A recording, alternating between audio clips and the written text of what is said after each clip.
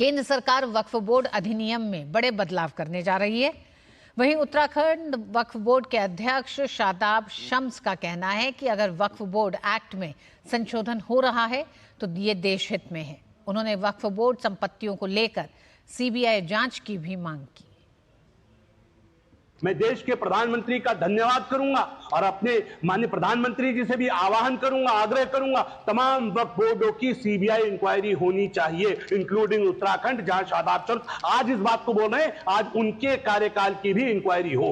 इसमें बड़े भ्रष्टाचार हुए हैं, इनकी सीबीआई इंक्वायरी होगी तो हिंदुस्तान का सबसे बड़ा भ्रष्टाचार वक्फ बोर्ड में निकल के आएगा। इनके जो अधिकारी हैं, जो मुतवल्ली हैं, मिलके सेटिंग गेटिंग से वक्फ बोर्ड की जमीनों को सेंधमारी करते हैं। कानून के जरिए वक्फ संपत्तियों के प्रबंधन को आधुनिक बनाने की मांग लंबे समय से की जा रही है। मुस्लिम समाज न केवल इसे आधुनिक बनाने की मांग कर रहा है, बल्कि ये भी कहा जा रहा है कि वक्फ बोर्ड को जो असीमित अधिकार मिले थे उसमें बदलाव बहुत जरूरी है। कानून के जरिए वक्फ संपत्तियों के प्रबंधन को आधुनिक बनाने की मांग लंबे समय से की जा रही है। अब वक्फ कानून में बदलाव को लेकर सियासी गलियारों में चर्चा है कि सरकार इसमें बदलाव करने की तैयारी कर रही है। मुस्लिम समाज न केवल इसे आधुनिक बनाने की मांग कर रहा है, बल्कि इसमें महिला अधिकारों की रक्षा सुनिश्चित करने और केंद्रीय समिति और वक्फ बोर्ड में उचित प्रतिनिधित्व की मांग भी करता आ रहा है। उनका कहना है कि पहले के कानून से वक्फ बोर्ड को जो असीमित अधिकार मिले थे उसमें बदलाव बहुत जरूरी है।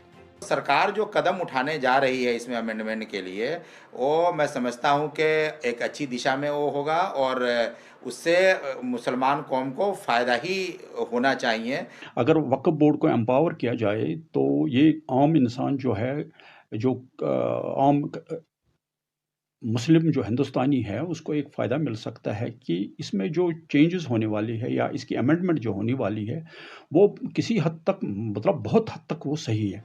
मुस्लिम समाज का ये भी कहना है कि मुकदमेबाजी को कम करना, राजस्व विभाग के साथ प्रभावी समन्वय करना और न्यायाधिकरण के निर्णयों पर न्यायिक निगरानी प्रदान करना समय की मांग है और इसके लिए कानून में संशोधन होना ही चाहिए। Once a Waqf always a वक्फ, ये है। इसमें तो सुप्रीम कोर्ट का ऑर्डर्स भी है। मैंने एक जगह वक्फ कर दी अपनी कि भाई मेरी ओनरशिप से निकल गए, खुदा की ओनरशिप में चले गए, ये वक्फ हो गई। ये जिस पायस चैरिटेबल काम के लिए उसी में रहेगी। वक्फ ये होता है। वक्फ कानून में बदलाव की मांग वर्षों पुरानी है। सच्चर समिति की 2006 की रिपोर्ट में जो सिफारिशें की गईं, उसमें मुतवल्लियों के नियमन और कामकाज की आवश्यकता पर बल दिया गया है। अभिलेखों का कुशल प्रबंधन, वक्फ के प्रबंधन में गैर मुस्लिम तकनीकी विशेषज्ञता को शामिल करना, वक्फ बोर्डों को प्रशासनिक रूप से मजबूत करने के लिए संगठनात्मक सुधार, ताकि केंद्रीय वक्फ बोर्ड और प्रत्येक राज्य वक्फ बोर्ड में 2 महिला सदस्यों को शामिल किया जा सके। केंद्रीय वक्फ बोर्ड और राज्य वक्फ बोर्ड में संयुक्त सचिव स्तर के अधिकारी की नियुक्ति और वक्फ को वित्तीय लेखा परीक्षा की योजना के तहत लाना शामिल है।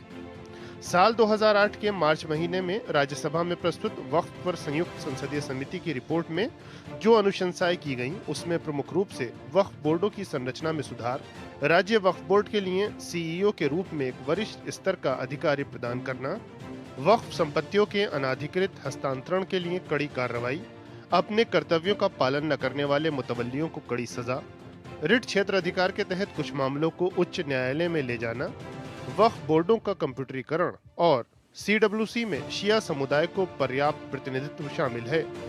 पुराने वक्फ कानून में सबसे ज्यादा निशाने पर दरगाहें रही हैं, जिनके प्रतिनिधियों का कहना है कि कानून में अब बदलाव होना ही चाहिए। तमाम दरगाहें, क्योंकि most of the properties are belong to the दरगाह, और हम सबसे बड़े स्टेक होल्डर हैं वक्फ के। दरगाहें विक्टिम है एक तरह से इस वक्फ एक्ट के जो हमें परेशानियाँ उठानी पड़ी हैं। तो मेरा मानना ये है वक्फ एक्ट के अंदर अमेंडमेंट होना चाहिए कि जब तक कि हम बिल को पढ़ ना लें तब तक हमें उस पर कोई राय देने का अधिकार नहीं है। अगर कोई सरकार को हम लोगों ने यही सुझाव दिए हैं कि एक तो जो मौजूदा वक्फ है उसमें एक जो दरगाह हैं उनका एक कहना ये है कि दरगाहों के रिप्रेजेंटेटिव उसमें शामिल नहीं होते हैं वक्फ बोर्ड में, तो उन दरगाह के रिप्रेजेंटेटिव्स को वक्फ बोर्ड की बॉडी में शामिल किया जाए और हमारी बात को भी कहने का हमें अधिकार मिले। वक्फ बोर्ड इस्लामी कानून के तहत धार्मिक या धर्मार्थ उद्देश्यों के लिए विशेष रूप से समर्पित संपत्तियों को अपने अधिकार में रखता है। इन संपत्तियों का प्रबंधन वक्फ बोर्ड या किसी सक्षम प्राधिकारी द्वारा नियुक्त मुतवल्ली द्वारा किया जाता है। वक्फ बोर्ड वर्तमान में देश भर में 9.4 लाख एकड़ में फैली 8.7 लाख संपत्तियों का मालिक है, जिनका अनुमानित मूल्य 1.2 लाख करोड़ है। ये सशस्त्र बलों और भारतीय रेलवे के बाद भारत में तीसरा सबसे बड़ा संपत्ति मालिक है। वक्फ अधिनियम 1995 और उसमें 2013 में किए गए संशोधन का उद्देश्य भारत में वक्फ संपत्तियों का प्रबंधन करना था, लेकिन इसमें खामियों के कारण यह हमेशा मुस्लिम समाज के निशाने पर रहा। अतिक्रमण, कुप्रबंधन, स्वामित्व विवाद और पंजीकरण के साथ ही सर्वेक्षण में देरी जैसी समस्याएं आए दिन सामने आती रहीं, जिसने कानून व्यवस्था के लिए भी गंभीर संकट पैदा कर दिया। Bureau report, DD news.